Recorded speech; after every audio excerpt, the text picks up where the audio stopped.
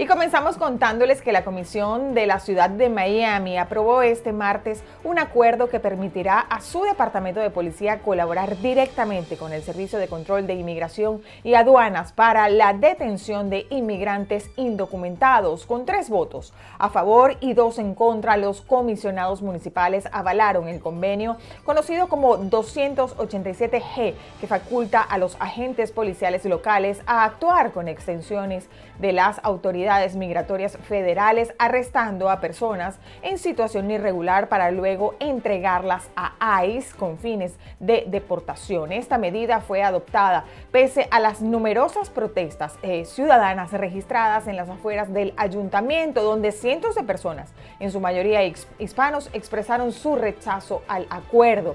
Esto se vio con pancartas en inglés y español. También los manifestantes denunciaron los posibles efectos de la política en una ciudad donde más del 54% de la población es extranjera y el 70% se identifica como hispano o como latino. Esto según datos de USA Facts. Y en otras informaciones, el Consejo de Derechos Humanos de la ONU investiga como desaparición forzada el caso de los 250 venezolanos deportados por el gobierno de los Estados Unidos a El Salvador y enviados al centro de confinamiento de terrorismo. Vamos a verlo. La medida, según informó Univisión Noticias, afectó a migrantes como Franco José Caraballo, cuyo paradero es desconocido desde el 15 de marzo tras su expulsión desde Texas. Gabriela Citroni, presidenta relatora del Grupo de Trabajo sobre las Desapariciones Forzadas o Involuntarias, envió el 11 de junio una carta al abogado de inmigración Martín Rosenau, representante legal de Caraballo, para informar que el caso está bajo revisión. Según apuntó Univisión, la última vez que la familia tuvo contacto con el venezolano fue el 14 de marzo, cuando llamó a su esposa llorando para advertirle que lo iban a deportar a Venezuela. En ese momento no tenía idea de que lo iban a enviar a El Salvador. Rosenau relató que explicó a los familiares que el migrante posiblemente sería trasladado a otro centro de detención del ICE. Sin embargo, al día siguiente, al buscar su ubicación en el sistema digital de la agencia, no encontraron registros. Esa desaparición de datos coincidió con el despegue de los vuelos hacia territorio salvadoreño. El gobierno estadounidense pidió cerrar el caso de asilo de Caraballo a finales de abril, bajo el argumento que ya no estaba presente en el país, y el juez aceptó. Rosenau apeló ante la Junta de Apelaciones de Inmigración, pero todavía no ha recibido respuesta. Según la organización Together and Free, más de una docena de solicitudes de protección fueron desestimadas tras peticiones del Departamento de Seguridad Nacional. El Grupo de Trabajo de la ONU confirmó que durante su última sesión, celebrada entre abril y mayo en Tailandia, revisaron 125 denuncias de desapariciones forzadas, incluidas las vinculadas a El Salvador. Según la Convención Internacional para la Protección de todas las personas contra las desapariciones forzadas, se incurre en este delito cuando una persona es detenida por agentes estatales o con su respaldo y luego se oculta su paradero, privándola de protección legal. Y nos vamos a Colombia porque el presidente de este país, Gustavo Petro, anunció la captura de 17 presuntos integrantes de la organización delictiva Tren de Aragua en el norte de Santander. Veamos. A través de su cuenta en la red social X, el director de la Policía Nacional de Colombia, Carlos Fernando Triana, confirmó la detención de 17 presuntos integrantes de la banda Tren de Aragua. El procedimiento se realizó en Villa del Rosario, al norte de Santander. Indicó que fue un procedimiento en conjunto entre la Policía de Colombia y el Ejército Nacional, estableciendo una redada contra integrantes de esta organización criminal transnacional, investigados por tráfico de estupefacientes, porte ilegal de armas y extorsiones, bajo la amenaza de lanzamientos de artefactos explosivos y disparos contra viviendas y establecimientos públicos. Entre los detenidos indicaron que se encuentra Gilberto Ávila Rivas, alias Baba, responsable de materializar homicidios por ajustes de cuentas. En el procedimiento incautaron un arma de fuego, 2 granadas, 5 cartuchos, 15 panfletos extorsivos, 500 gramos de estupefacientes y 10 celulares. Según la Policía Nacional Colombiana, en lo que va del año 2025, han capturado 44 integrantes del Tren de Aragua.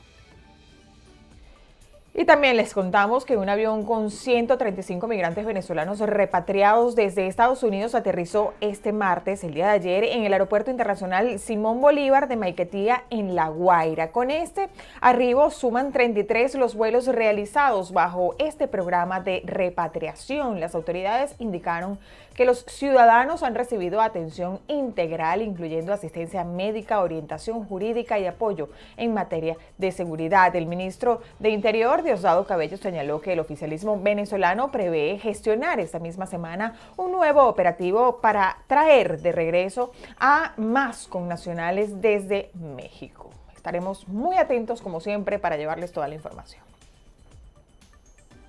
Y jubilados en Venezuela convocaron a una jornada de protestas para este jueves por considerar que se han vulnerado sus derechos y beneficios como pensionados. Veamos.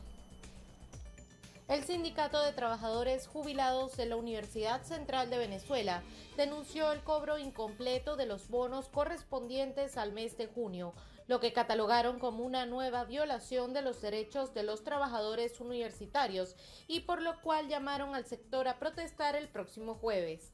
Todos los trabajadores, ponernos en pie de lucha en este momento, porque debemos defender con gallardía y con firmeza todos y cada uno de nuestros beneficios laborales.